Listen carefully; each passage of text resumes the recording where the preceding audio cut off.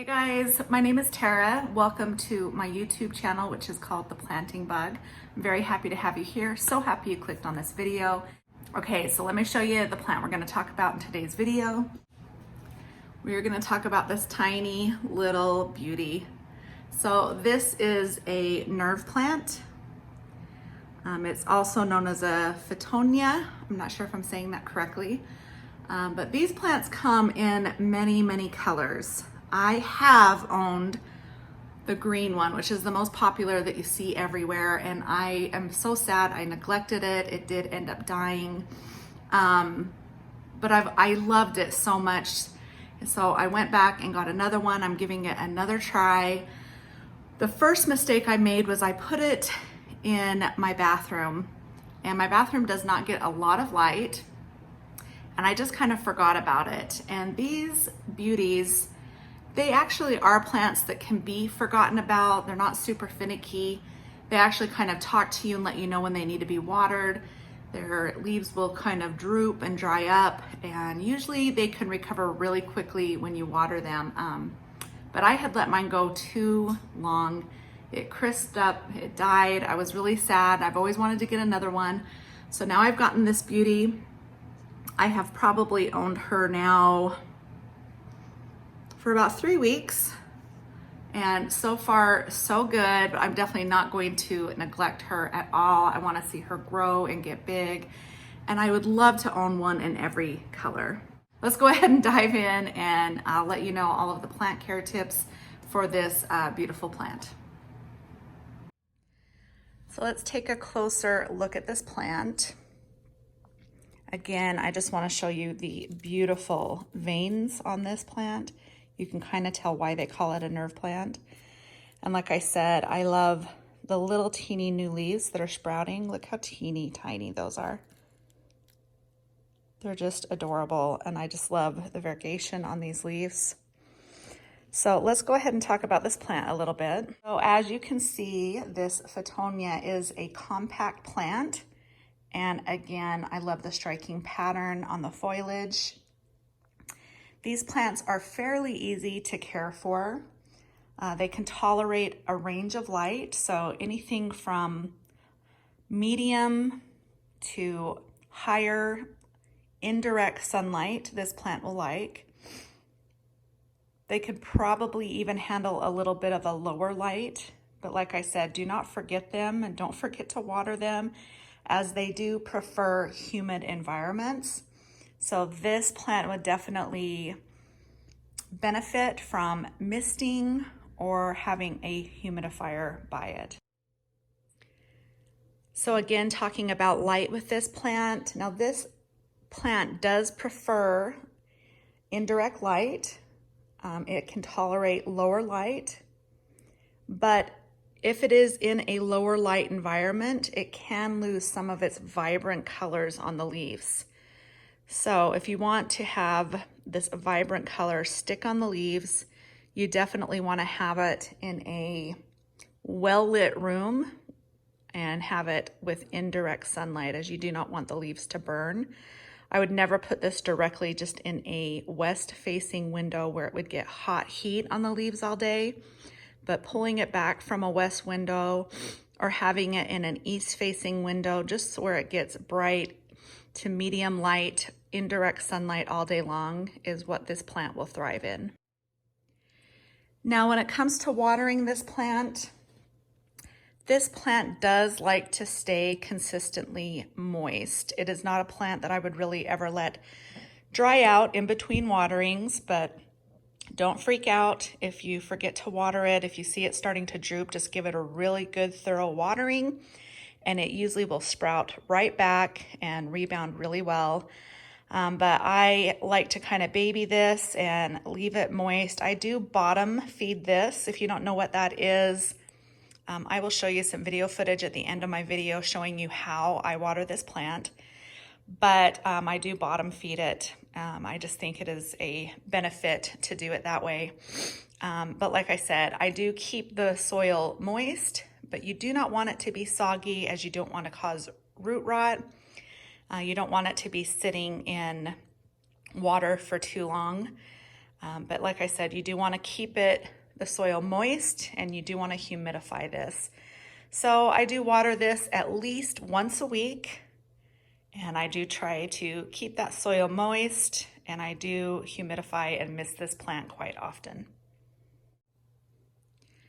Now, temperature on this plant, it can easily be raised indoors. I live in Utah, so this is something I would never want to grow outside because we do have pretty harsh winters. But this can thrive in an average room temperature of 65 to 80 degrees. You know, you do want to avoid cold drafts. You don't want it to sit right by a window and get cold drafts. Or likewise in the summertime, you don't want this to be sitting, like I said, in a west-facing window where it is hot all day and the sun is just burning those leaves. So I keep mine back away from a west-facing window where it is getting full, bright, indirect sunlight all day, and that is the room temperature.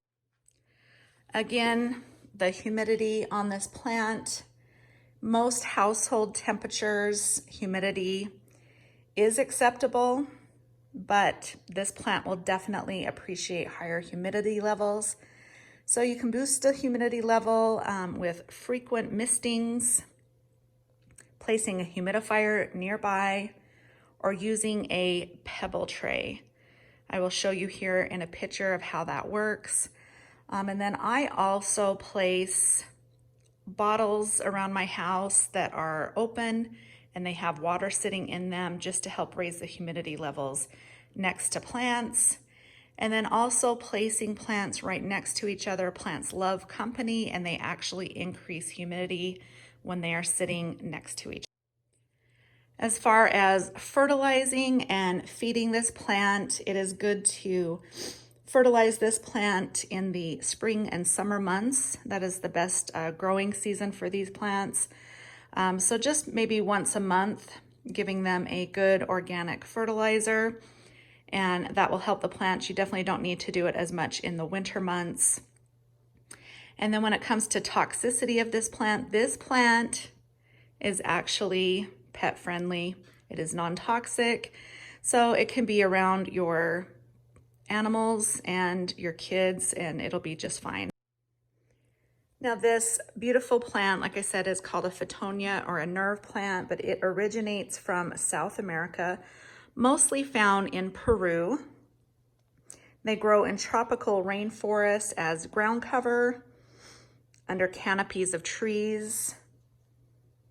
So because of this, they stay relatively small and prefer indirect light. And you can go ahead and prune these plants.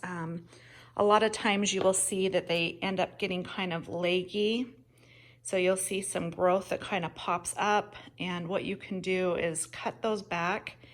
And when that happens, I will do a video to show you how I do it. But that way it'll keep the plant fuller and bushier and it won't become lengthy. It'll just be a much more healthy plant if you prune this back every once in a while when needed.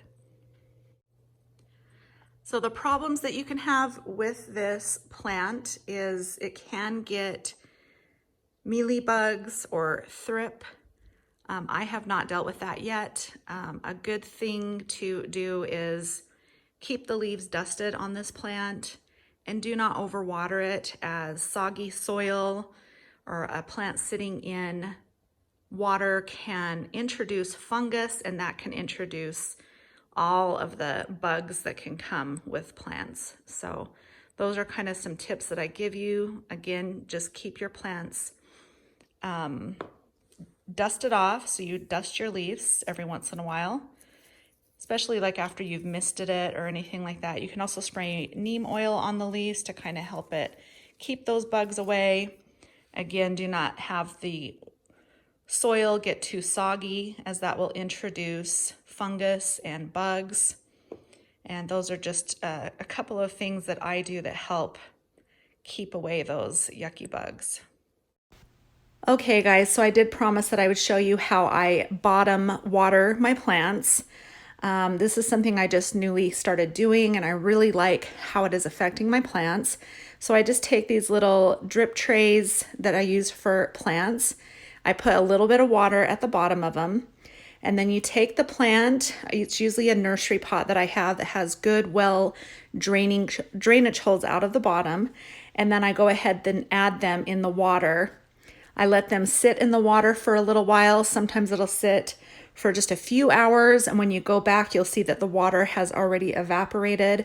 And then you test your soil and you will see that it is nice and moist soil, and then you can just go ahead and put them back in their cover pot and put them away. And this is a great way of watering this type of plant.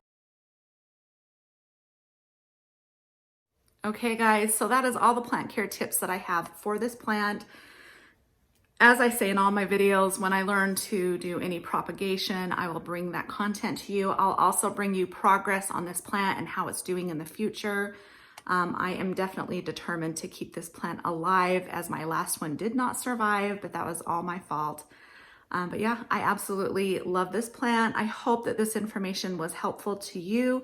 I definitely think this is a great plant for beginners.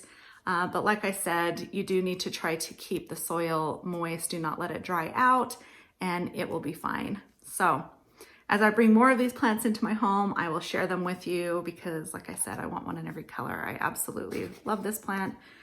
But yeah, I hope this was helpful for you. If it was, remember to give me a thumbs up. And if you are not subscribed yet, I'd love to have you stick around and subscribe. So hit that red subscribe button down below. Turn on the notification bell so you're notified each and every time I upload. And I will be back more with some plant care tips. Have a great weekend. Bye, guys.